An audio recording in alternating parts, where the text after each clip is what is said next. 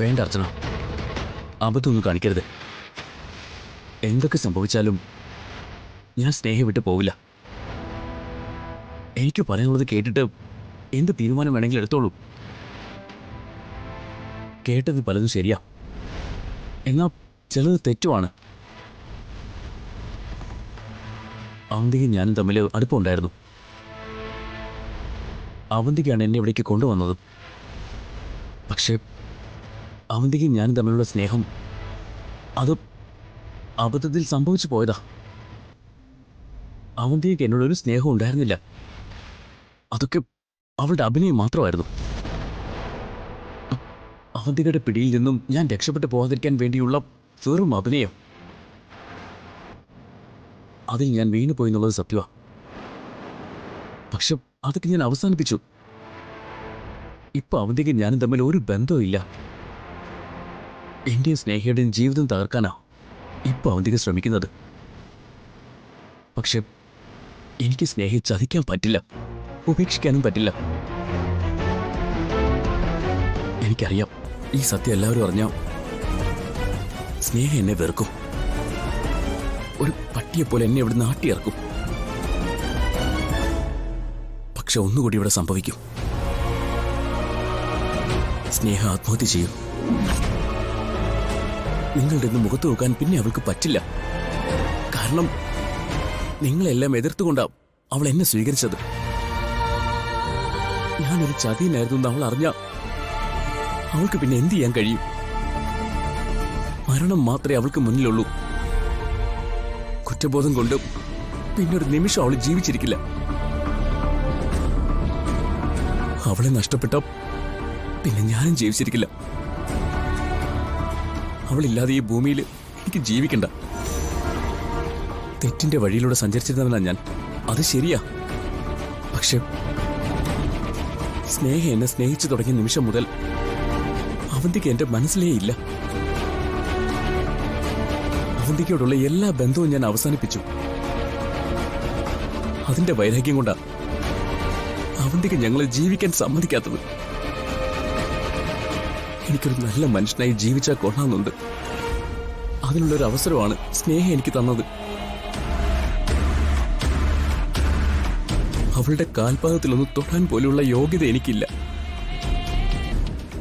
സ്നേഹയുടെ ദാനമാണ് ഇപ്പോഴത്തെ എന്റെ ജീവിതം.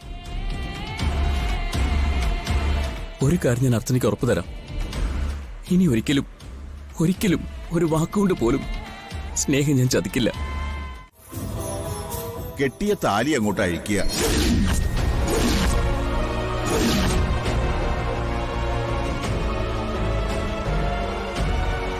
എന്നിട്ട് ഒരു തവണ കൂടി അങ്ങോട്ട് കെട്ടണം, നല്ല ശുഭമുഹൂർത്തത്തിൽ. അതോടെ എല്ലാത്തിനും പരിഹാരമാവും.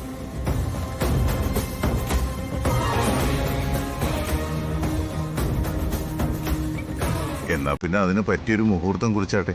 ആ, അപ്പോ ഇനി അവരുടെ കല്യാണം നടത്തണമെന്നാണോ പറഞ്ഞു വരുന്നത്? മലയാളത്തിലല്ലേ ജോത്സ്യരെ പറഞ്ഞത്? ഇനി അവരുടെ കല്യാണം നടത്തുന്ന എന്ത് നാണക്കേടാ! ബന്ധുക്കളും നാട്ടുകാരും ഒക്കെ കളിയാക്കും. അതിനും വഴിയുണ്ട്.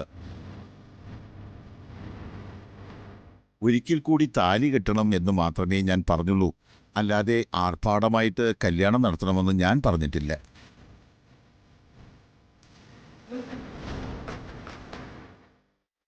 സാറേ, കുടുംബദൈവങ്ങളുടെയും കുലദൈവങ്ങളുടെയും അനുഗ്രഹമാണ് ആദ്യം വേണ്ടത്.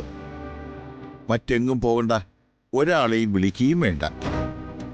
ഇവിടെ ഈ പൂജാമുറിയുടെ മുമ്പിൽ വെച്ച് ഞാൻ കുറിച്ചു തരുന്ന ശുഭമുഹൂർത്തത്തിൽ ഭഗവാന്റെ മുന്നിൽ പൂജിച്ച താലി പെൺകുട്ടിയുടെ കഴുത്തിൽ വീണ്ടും ഒരിക്കൽ കൂടി കെട്ടണം.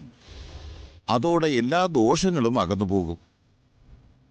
അന്ന് തന്നെ അവരുടെ ശാന്തി മുഹൂർത്തവും നടത്താം. തീയതി മുഹൂർത്തവും ഞാൻ ഇപ്പോൾ കുറിച്ചു തരാം.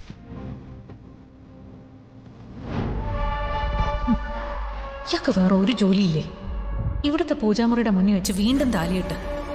ഓഹ്, ആലോചിച്ചിട്ട് എന്നെ സഹിക്കാൻ പറ്റുന്നില്ല. ഇതെങ്ങനെ തടയും?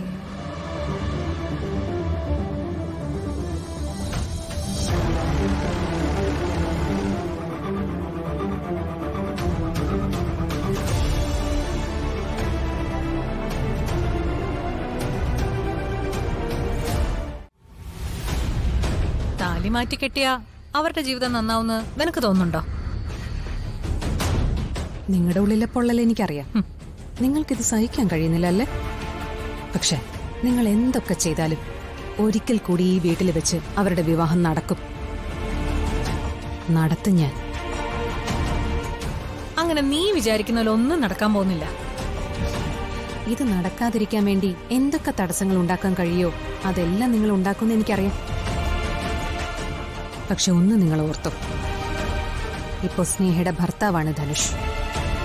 നിങ്ങൾ കാരണം അവരുടെ ജീവിതത്തിൽ എന്തെങ്കിലും പ്രശ്നങ്ങൾ ഉണ്ടായ നിങ്ങളുടെ ഉള്ളിൽ ഒളിപ്പിച്ചു വെച്ചിരിക്കുന്ന ഒരുപാട് രഹസ്യങ്ങളില്ലേ? അതെന്തൊക്കെയാണെന്ന് എല്ലാവരും അറിയും. ധനുഷിനെ കൊണ്ട് അതെല്ലാം പറയിപ്പിക്കും ഞാൻ. ഇതുവരെ നിങ്ങൾ ധനുഷിനെ ഭയപ്പെടുത്തി കാണും. പക്ഷെ ഇനി അത് നടക്കില്ല. അവരുടെ ജീവിതത്തിൽ നടക്കാതെ പോയ ശാന്തി മുഹൂർത്തം ഇവിടെ വെച്ച് നടക്കും. ഇനിയും ധനുഷിനെ ഭീഷണിപ്പെടുത്തിയത് തടയാൻ നിങ്ങൾക്ക് പറ്റുമോ നോക്ക്. ഞാനാരെയും ഭീഷണിപ്പെടുത്തുന്നൊന്നുമില്ല, ഒന്നും തടയാനും വരുന്നില്ല. എല്ലാം തീരുമാനിച്ച നീയല്ലേ, അത് നടത്തി കാണിക്കേണ്ടത് നിന്റെ ബാധ്യതയാ.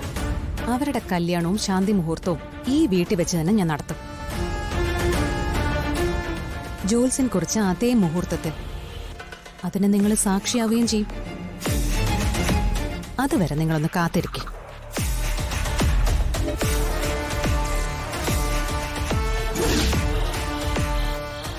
ഞാൻ ജീവിച്ചിരിക്കുമ്പോ ഇത് നടക്കില്ല. അതിന് ഞാൻ സമ്മതിക്കുകയില്ല.